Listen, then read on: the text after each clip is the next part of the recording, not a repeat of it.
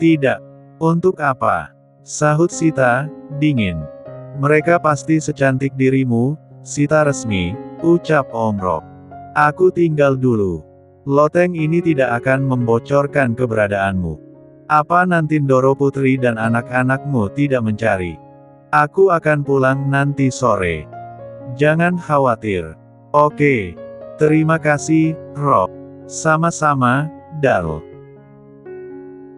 Tama berdiri dekat jendela, rambutnya kusut karena baru bangun tidur. Dia sedang bicara dengan Aryo di sambungan telepon seluler. Pesta ulang tahun. Tumben. Tama menggaruk dadanya. Kali-kalilah, aku ingin buat pesta. Datang ya, Sabtu malam jam 8. Ajak istrimu. Akan aku usahakan, yo. Rencanamu apa setelah menemukan ibu kandung Nara? Berburu sesuatu?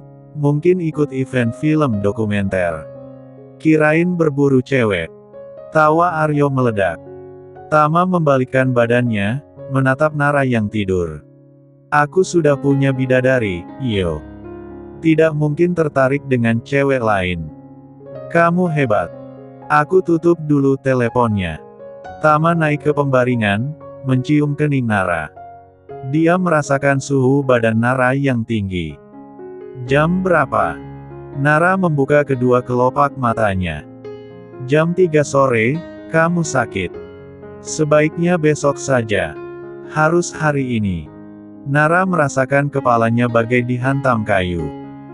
Jangan keras kepala, Nara. Aku bisa pergi sendiri, Pratama. Sahut Nara, dia beringsut turun dari pembaringan. Tidak ada yang bisa mencegah dirinya. Kalau begitu makan dulu dan minum obat, saran Tama. Iya. Nara menyunggingkan senyum. Kedua manusia itu sudah menunggu 2 jam di luar pagar rumah Sita. Menurut informasi, Sita tidak syuting dan menghilang. Kita pulang dulu, bujuk Tama. Tidak. Tama harus mengumpulkan kesabaran besar menghadapi sikap Nara yang keras kepala. Kamu sedang sakit, Nara. Aku tahu, dan hanya aku yang tahu kapan akan menyerah. Kali ini Tama mendengkus jengkel, pantas saja Nara bisa mencapai puncak karirnya. Sikap gigih dan keras kepalanya sungguh luar biasa. Seunit mobil sedan Eropa memasuki halaman rumah. Dari plat nomornya itu mobil yang sering digunakan Sita, Tama tahu dari informan. Turunlah. Ibumu sudah pulang. Tama turun terlebih dahulu. Dia berlari menghampiri Sita yang baru turun dari mobil. Permisi, Bu Sita. Perempuan yang mengenakan jaket hitam itu menoleh. Siapa kamu, anak muda? Pratama Abimanyu. Oh, putranya Esme. Lama tidak bertemu. Apa ibumu yang menyuruhmu ke sini? Sita menutup pintu mobil. Tidak. Tama menoleh ke belakang, Nara berjalan sangat lambat. Aku dan istriku ingin bicara dengan Bu Sita. Dia istrimu. Cantik sekali, puji Sita pada Nara yang sudah berdiri di samping Tama. Kanara Abimanyu, panggil saja Nara. Nara memperkenalkan diri. Ayo, masuk, ajak Sita. Kita bicara di ruang kerjaku. Tama memegang erat tangan Nara, mengikuti langkah Sita. Telapak tangan Nara sedingin es. Tarik napas, Nara. Jangan tegang. Bisik Tama. Ketika melintasi ruang keluarga, seorang perempuan tua nan anggun bertanya penasaran, mereka tamumu, Sita? Iya, Ibu, jawab Sita. Sepertinya aku pernah melihat kalian berdua. Kedua mata perempuan itu memicing. Hah, pasangan mesum di lift. Tama dan Nara terkejut, mereka sadar perempuan tua itu yang memergoki keduanya di lift. Pasangan mesum. Mereka suami istri, Ibu. Sita mengoreksi. Tetap saja pasangan mesum, sungut perempuan tua bernama Wulandari itu, berjalan ke ruangan lain. Tidak punya unggah-ungguh. Beliau siapa, Bu Sita? Tanya Nara. Ibu kandungku, Nara. Maafkan beliau, sifatnya blak-blakan, ucap Sita. Mereka bertiga memasuki ruangan bernuansa coklat. Sita menaruh tas dan melepaskan jaket. Apa yang ingin kalian bicarakan? Sita bertanya. Darmawan Satya. Lirih Nara, melihat ekspresi Sita yang berubah keruh. Aku tidak mengenalnya. Sanggah Sita, kedua matanya mulai berkabut. Tidak mengenalnya, tetapi pernah menikah. Dan, mempunyai anak kembar, lanjut Nara. Apa kabarmu, Bu? Lama sekali kita tidak bertemu. Bibir Sita bergetar, wajahnya memerah dengan kedua mata berkaca-kaca. Perempuan itu hampir tidak bisa berkata-kata, duduk terkulai di kursi. Menatap Nara tidak percaya, bayi usia seminggu sekarang sudah dewasa dan cantik. Betapa waktu cepat berlalu. Aku kesini hanya ingin mengetahui alasan Anda. Nara menjeda ucapannya, dia menarik napas sangat panjang. Karena tidak mudah menghadapi Sita. Alasan Anda menelantarkan kami berdua. Tama yang berdiri di samping Nara, mengusap punggung istrinya. Di dalam ruangan, ada dua perempuan yang menderita dengan cara berbeda. Aku bersyukur dibesarkan di keluarga yang penuh kasih sayang, mempunyai orang tua yang sangat baik. Nara yang menahan air mata supaya tidak tumpah, mendadak dia teringat Nurmala ibu yang telah mengasuh sejak kecil. Tidak ada celah sama sekali, memperlakukan dirinya tanpa pilih kasih. Tidak membedakan dengan kakaknya, Rena. Mengapa Anda tidak mempertahankan kami berdua? Tanya Nara, rasanya dia ingin berteriak tepat di wajah Sita. Sita mulai dapat menguasai diri. Jemari lentiknya menghapus air mata di pipi. Usiaku waktu itu 18 tahun, jatuh cinta dan nekat menikah. Aku pikir akan mudah, namun kenyataannya tidak. Dipaksa bercerai, dipaksa menggugurkan kandungan yang berusia 2 bulan. Ungkap Sita, mencoba bersikap tenang. Aku sepakat bercerai, tapi tidak untuk menggugurkan kandungan. Membuat perjanjian dengan ibuku, setelah melahirkan akan memberikan anakku di panti asuhan. Mengapa dengan mudah membuang kami? Kali ini Nara tidak bisa menahan diri. Aku tidak berdaya. Aku lemah, Nara. Apa yang bisa aku lakukan jika aku tidak menurut? Mereka mengancam keselamatan orang lain. Senyum menyedihkan melengkung di bibir Sita. Sita. Keselamatan siapa? Tama memindai. Darmawan, sahut Sita pelan. Perempuan itu terisak lagi, dia tidak mampu menahan kepedihan akan kenangan yang sudah lama terkubur. Seharusnya kalian berdua bisa sama-sama mempertahankan kami. Ujar Nara, ada iba sekaligus benci menjalar di hatinya. Dia tidak aku hamil saat berpisah. Selama mengandung, aku dikurung bagai burung, jelas Sita. Apa yang kalian inginkan? Tama yang melihat Nara hendak meledak, merangkul bahu istrinya. Berbisik lembut, Nara, kendalikan dirimu. Kalian siapa yang Anda maksud? Aku dan saudariku. Aku ingin Anda minta maaf. Sahut Nara, sinis.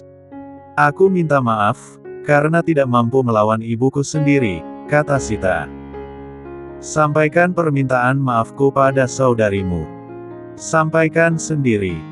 Namanya Nadia Hutami. Dia ada deretan Blok C. Pemakaman Heaven. Datanglah dengan membawa sebuket bunga mawar putih, Nadia sangat menyukainya.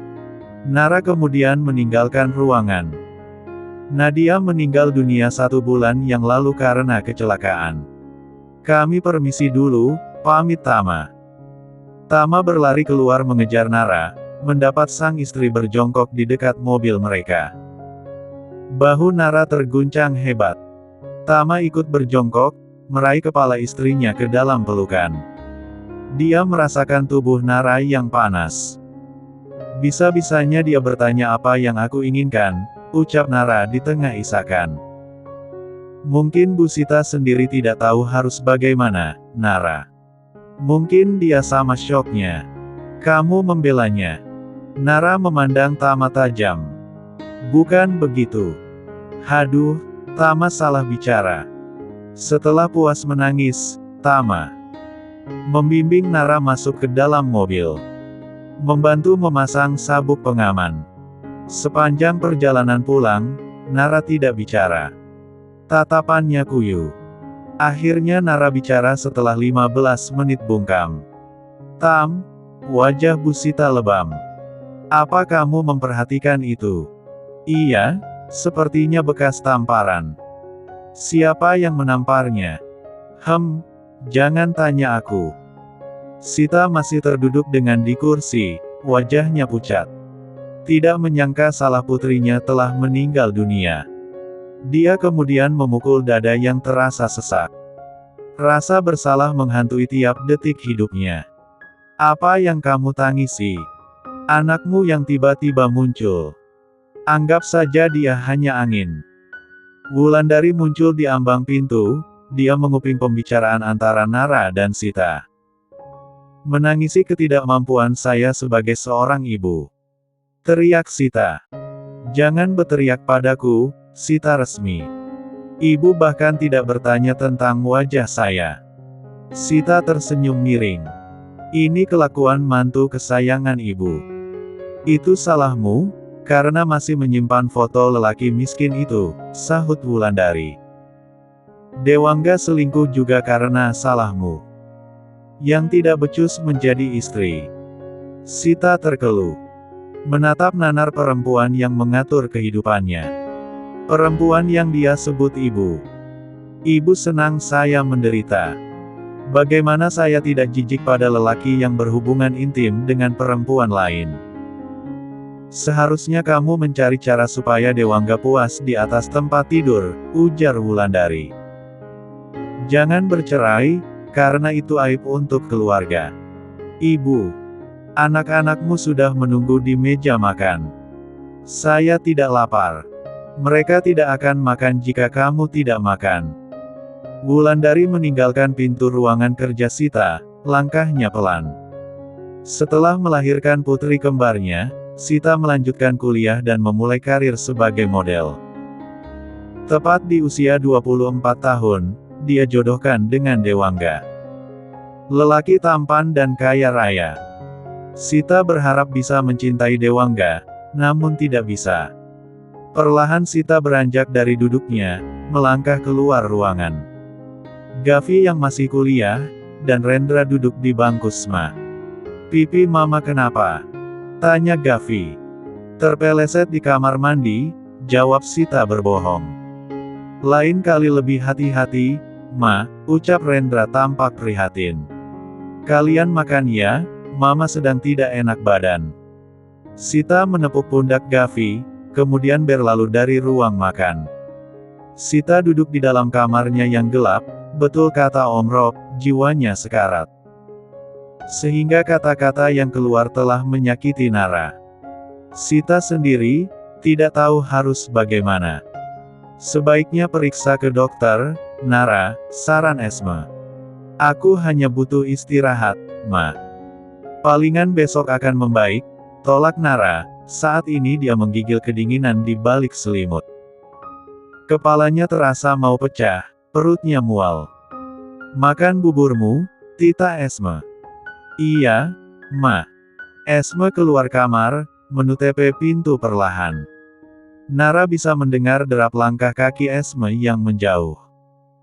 Pikiran Nara sepanas suhu badannya, tidak menyangka punya ibu kandung yang sangat lemah dan tidak berpendirian. Pertanyaan terakhir Sita, menunjukkan bahwa tidak ada harapan menjalin hubungan ibu dan anak setelah puluhan tahun. Nara memutuskan tidak akan mengusik Sita lagi. Akan tetapi, lebam dan bibir pecah Sita membuat Nara penasaran. Hidup mewah, tersohor, dan cantik, Sita menyimpan banyak rahasia. Aku dengar, kamu sakit. Tanpa disadari oleh Nara, Rena sudah berdiri di samping tempat tidur.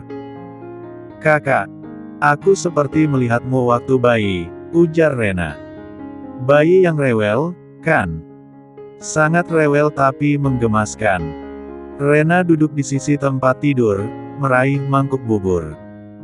Bayi itu juga sangat manja, keras kepala, kalau sakit minta disuapin. Memanfaatkan karena punya kakak yang baik hati, sahut Nara, lalu mulutnya terbuka, menerima suapan bubur.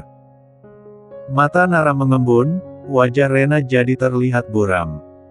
Nara tidak butuh Sita, dirinya sudah punya keluarga yang sangat menyayangi. Kakak dan ayah, suaminya dan Enzo, serta mertua yang baik. Apalagi yang kurang? Sudah bertemu ibu kandungmu. Nara hanya mengangguk pelan seraya mengusap sudut matanya. Melihat gelagatmu yang menyedihkan, pasti pertemuan yang tidak menyenangkan, kata Rena. Sebelumnya aku ingin tahu, dan pasti bisa kuat. Nyatanya tidak, Kak. Alasan apapun yang dikeluarkan Sita resmi, tidak menenteramkan hatiku. Nara menghela napas panjang. Nara, memaafkan akan lebih baik. Manusia tidak ada yang sempurna. Aku bukannya membenarkan perbuatan Sita. Rena menaruh mangkuk, tangannya berpindah menggenggam erat tangan Nara. Aku belum bisa, Kak. Untuk saat ini, entah beberapa hari ke depan. Jangan sakit lagi. Aku tidak bisa lama-lama. Rena mengecup kening Nara. Selamat malam, bayi rewel. Hati-hati menyetir, ucap Nara, melepas kepergian kakaknya. Setelah Rena keluar, beberapa menit kemudian Tama memasuki kamar. Nara merasakan gelombang mual, dia berlari ke kamar mandi. Memuntahkan isi perutnya di kloset. Sudah berapa kali muntah? Tama memandang prihatin Nara, lantas membantu istrinya berdiri. Membopong tubuh Nara ke tempat tidur. 2 kali, setelah makan pasti muntah, keluh Nara. Jangan-jangan hamil. Tama mengerling nakal, dia menyelimuti Nara. Tidak mungkin. Baru kemarin malam kita berproduksi. Nara cekikikan. Tama tidur di sebelah Nara.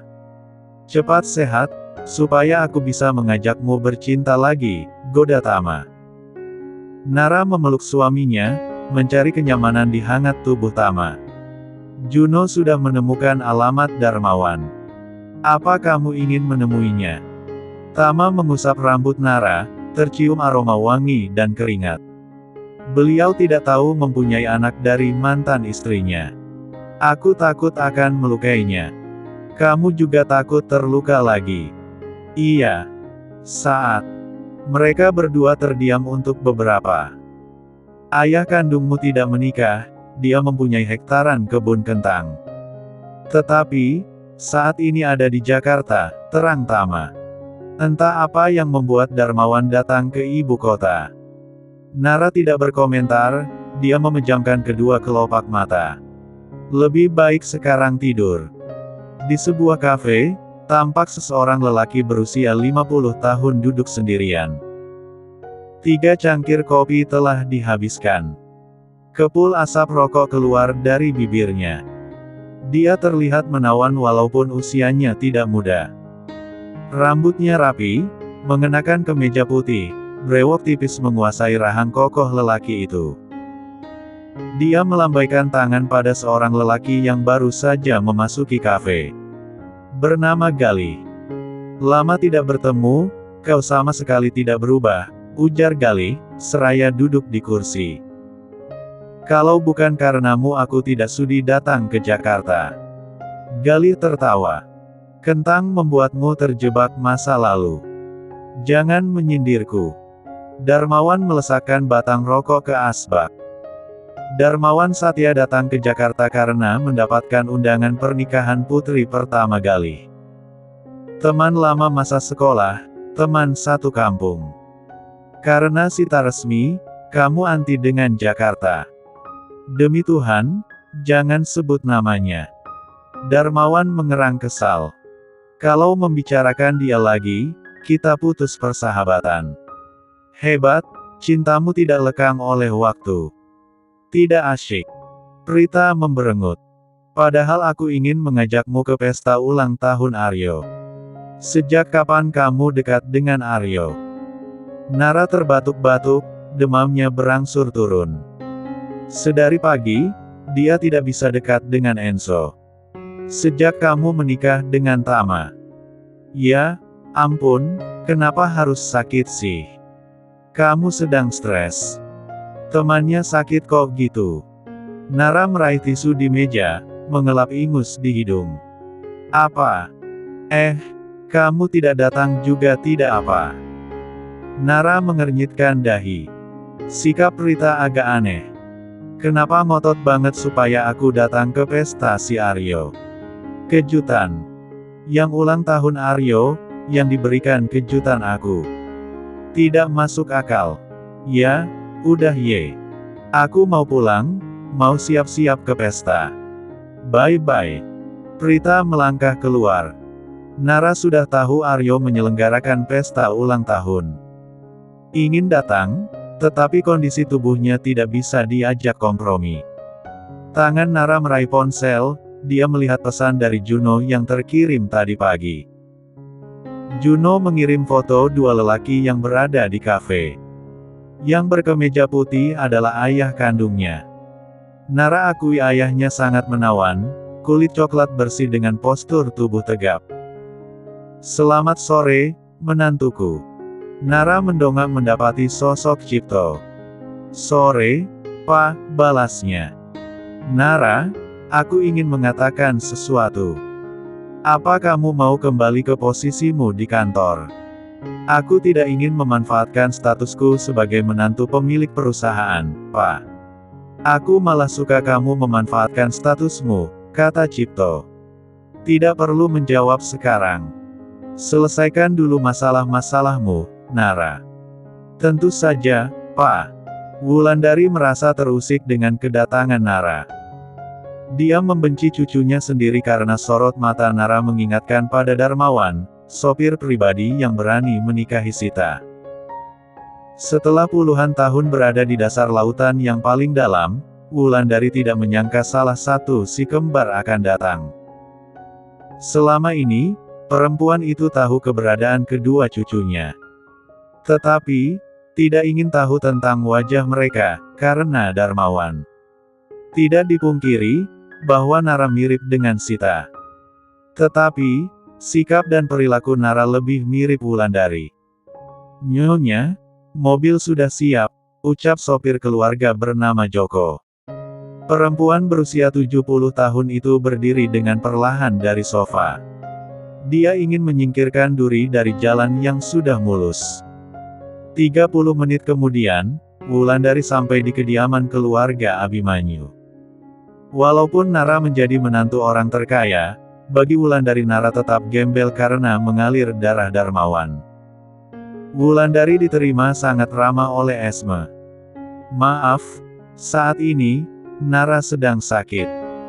Mungkin ibu bisa mampir lain waktu, kata Esme. Aku tidak menyangka, kamu memilih menantu seperti Nara, cibir Wulandari.